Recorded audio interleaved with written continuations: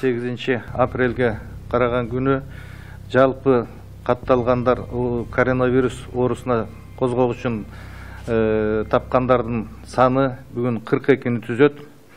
Анын ичинен Бишкек шаарында 10 учур катталган, анын 9-у сырттан алып келинген, анын ичинен бирөө медициналык кызматкер.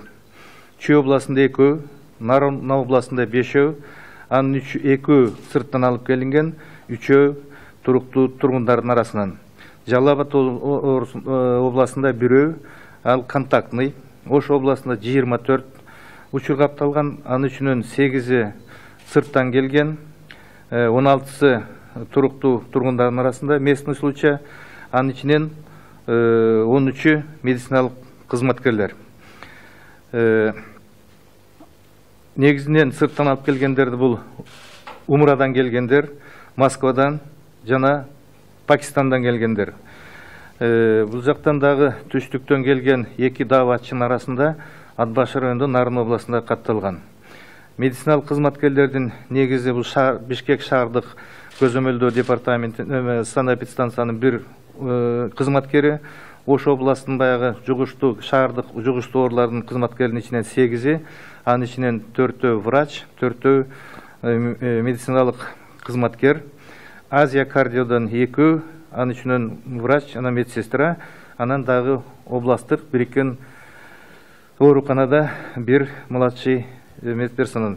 Ошонун ичинен ошондо жалпы Кыргыз республика боюнча оорукка чалдыккандардын саны бүгүнкү күндө 270, анын ичинен чыгарылган дарылап чыгаргандардын саны 25, кайтыш болгондордун саны 24, бүгүнкү күндө 241 киши больницада жатат, анын ичинен 9-у абалы оор, анын ичинен 5-өө бүгүнкү күндө реанимацияда, ИВЛ'да жана кислород менен дем алып жатышат. Жалпы контактныйлардын саны бүгүнкү күндө обсервацияда жаткандардын саны 10.097, анын ичинен үй карантинге чыгаргандардын саны 439. Мындайча айтканда эпидемиологик кырдаал мындайча айтканда курч бойдон калып атат.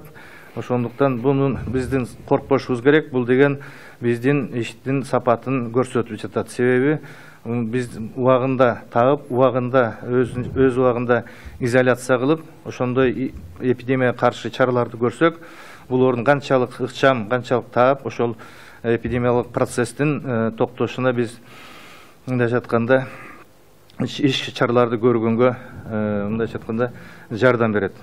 Анан кийин Сабжан Токтош, кечирим сурайм, сиз адашып алдыңыз го дейм, өлгөндөрдүн саны? Өлгөндөрдүн санын туура эмес айтып алдыңыз. 4-өө. Сиз туура эмес айттыңыз. 24 эмес, 4-өө. 4-өө эле. Ошол боюнча анын саны көзгөлгөн жок, мурдагы боюнча. Кечирип коесуздар, мен анда адашып кетсем, 4-өө эле. Андан тышкары бүгүнкү күндө кечээ күнү биз обсервацияда жаткан Аккеме гостиницасында, Голден деген гостиницада, андан кийин Достук гостиницасына баргандан ошонун баарысын обсервацияда тургандардын баарын изилдедик. Ошол жерде жаткан 300-гө жакын кишинин ичинен 9 кишинин ушу козгогуштуу бар экенин аныктап, мисалы Достуктан 3-өө, Аккемеден 1-өө, Голденден 5-өө, ошонун баарысын атайын жугуштуу оорулар ооруканасына апарып жаткырдык. Алар менен контактта болгондорду атайын обсервацияга алып барып жаткырып, бүгүнкү күндө алар менен иш-чара жүргүзүлүп жатат. Анан кечээ күнү 2 киши Алабука районунан чыгарылды. Азыр бүгүн Жалал Абадтан дагы 10 кишини даярдап атабыз. Бүгүн Кудай буйрса 10 кишини больницадан дарылап чыгарабыз. Андан кийин урматтуу мекендештер, дагы бир айтып кете турган нерсе, сиздерди үйүңүздөрдө отуруп туруңуздар, эки жакка чыкпаңыздар. Ошо менен өзүңүздөрдүн жана тууганыңыздардын ден соолугу үчүн кам көргөн болосуздар. Мындан тышкары кээ бир мисалы биздин массалык маалымат каражаттарда ар түрдүү маалыматтар кетип атат, текшерилбеген. Кечээ эле бир кишилер айтып атат, ушундай текстильный промышленностьте маска тигип аткан, кийим тигип аткан кишилердин биринчи министрдин келиши менен экинчи министр келип бузуп атыптыр деп. Андай эмес, бул чындыкка жакпаган нерсе. Министр болгон эмес, ал министрлик коюлган. Ошон үчүн министрлик шарт келишимде болгон шарттын баарын аткарат деп ойлоймун.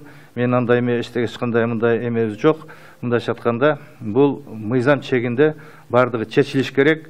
Эч камтама болбой эле, коопсузданбай койсо, биздин ишкерлер болот. Себеби биз ошол келишимдеги шарттардын баарын аткарабыз деп милдеттенгенден кийин биз аткарабыз мыйзам чегинде.